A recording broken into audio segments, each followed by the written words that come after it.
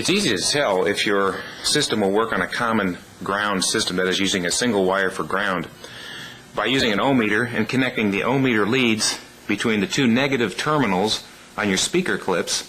If the ohm meter reads 0, then you have a common ground. And you can use Romex for the long wire runs to different rooms. Remember, the ohm meter can be picked up at Radio Shack for approximately $10. It's a good investment.